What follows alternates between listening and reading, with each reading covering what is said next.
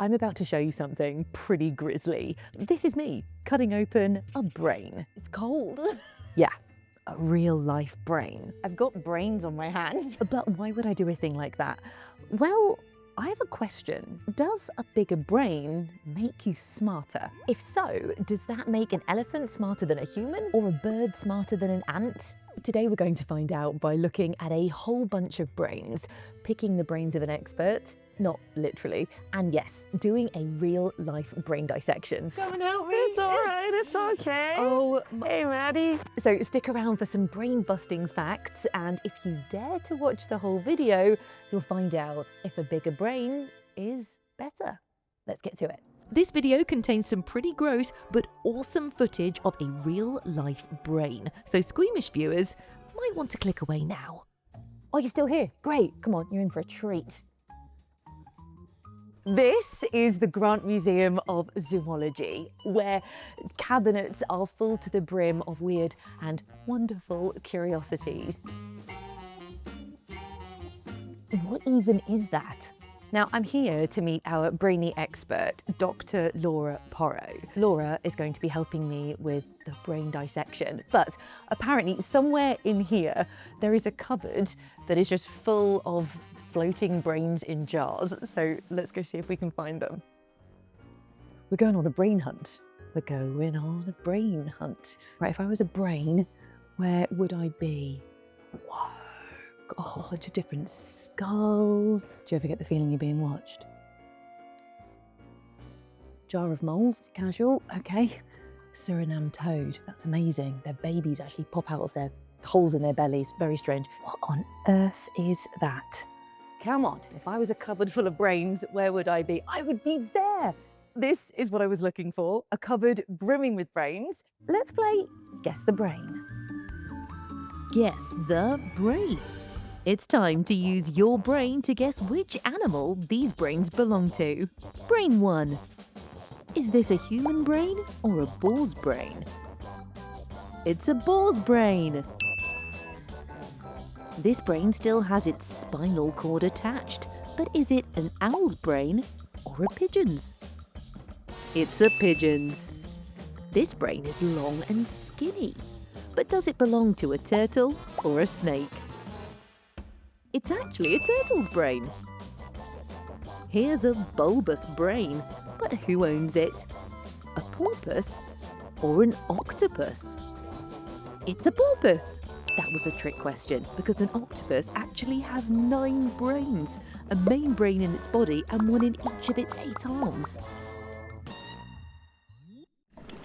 Here is your final brain test. Inside this box is the brain I'm going to be dissecting, and I have no idea what it is. Should we look inside?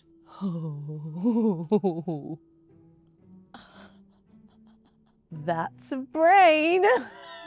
This looks very different to the pickled ones inside the Grant Museum. It's just a brain in a bag. Everything's normal. This is totally fine. Ah! So what do you think that is? Guessing brains is much harder than I thought it would be. Is it a sheep? Is it a goat? I think I need some help.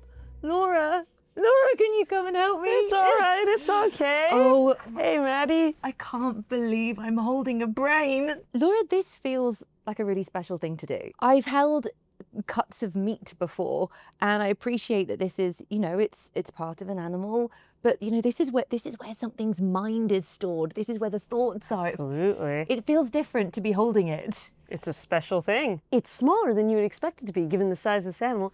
It's actually a pig's brain. Really? This is a pig's brain, yes. That's so surprising, because I think of pigs as being quite large animals, but also I was under the impression that pigs are quite smart. Like I've often heard that pigs can be as smart as dogs. They can pick locks. They can pick locks? Yeah, they can break out of their pens. If that's the case, I would have thought that a pig's brain would actually be larger, considering they are fairly large animals. It's not very heavy. Like, it's quite light. It weighs about the same as 200 grams of jelly brain sweets. Yum. Is there a reason why a pig's brain as particularly small considering its size? I think it's a little bit misleading because actually they've got powerful jaw muscles that they use for chewing. So a lot of that head space is being dedicated to housing these big, powerful muscles. But actually, although its brain looks small for the size of a pig, it is still a really smart animal. Pause. Before my hands get even messier, let's take a closer look at that pink squishy lump. Meet the cerebrum, the outer part of your brain that makes you, you. The cerebrum controls your personality, your language, and verbal memory. It's the part of the brain that helps you remember the words to a song or how to tell a joke. And it is squiggly. See these folds? These are convolutions, the brain's way of packing more brain into the tight space inside your skull. The more squiggles, the more thinking space you have, unlike a rabbit, which has a smooth, squiggle-less brain. Poor rabbit.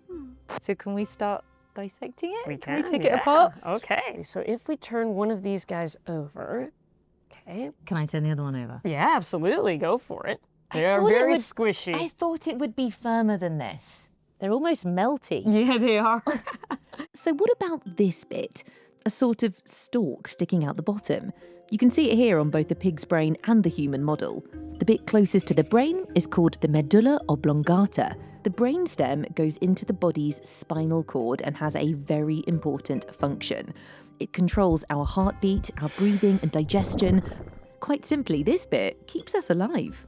So this is what's called the cerebellum. So remember, the big part is the cerebrum. This small bit that's sort of hanging off the bottom and the back is the cerebellum.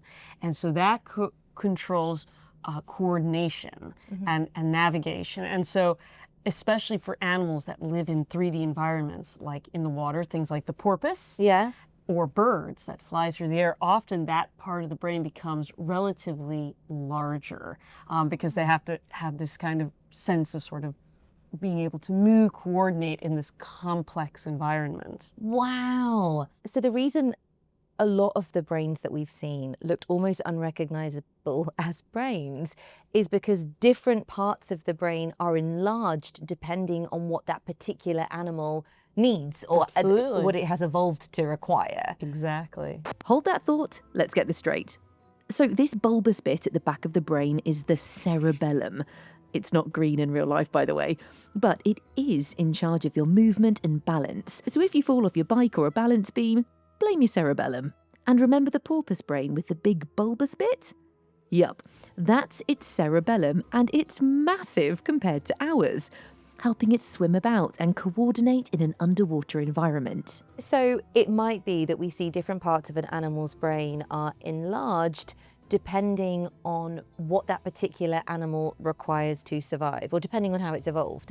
So the echidna brain was really interesting. It was a super strange shape. Yes, What it was going was. on there? So if you go back and look at the echidna brain, coming off the front were these two quite prominent bumps, and those are what are called olfactory bulbs. And what are they? So olfactory bulbs are associated with the sense of smell, olfaction, smell. Yeah. Now, echidnas, we know they have these elongated snouts, and they use them to hunt for burrowing prey like ants, termites, and earthworms, and they do so using sense of smell, but also electrosensors that they have on their Ooh. snouts.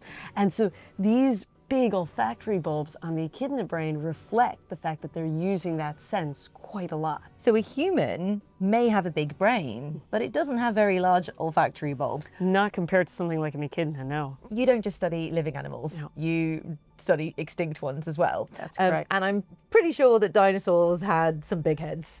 They did, some very big heads. How big were their brains? One of the dinosaurs with the biggest heads, in fact, one of the land animals, terrestrial animals with the largest heads ever, was one of the horned dinosaurs called Pentaceratops. Everyone knows its relative Triceratops. Pentaceratops, so this is a model of a Pentaceratops. Aye. So it had a very large head. Its head was over 2 meters long, just the head. Whoa. And its brain would have been maybe about the size of 1 to 2 walnuts. A 2.5 meter head and a brain not much bigger than a walnut. Correct. What does that tell us about the Pentaceratops? Size matters. In the case of this particular dinosaur, it might have been a little dumb. It doesn't need to be super smart because it's big and scary. Look at it, yeah. Yeah, it's epic. In the case of our pig brain here, pigs are fairly intelligent, but for its size, the brain is quite small. It looks quite small. However, it might have a lot of information packed into that grey matter. Yeah. And because it has a squiggly brain, it's got more space to fit that information because of how the brain is almost packed in and grown. Absolutely. What would you say then if I was to suggest that a bigger brain is a better brain, or a bigger brain makes you smarter? Is that true? So size does matter, but it's not the only factor. Okay. But intelligence is a complicated thing. So there you go. Congratulations, you made it through a brain dissection and now you're officially a brain expert. Hooray! And we learnt that a bigger brain doesn't necessarily make you smarter. It's all about which area of the brain is more developed and what that might mean. So this has been quite a messy experience, but thank you so much to Laura and the Grant Museum for such a brilliant brain unboxing. Subscribe for more videos, stay curious, and I'll see you soon. Bye! My fingers have brains on them. And Maddie's still looking at a jar of moles. Okay, sorry, I've got more brains on me. Don't be gross. Have you seen what's happening right now? It's something else. Maddie's basically licking a jar.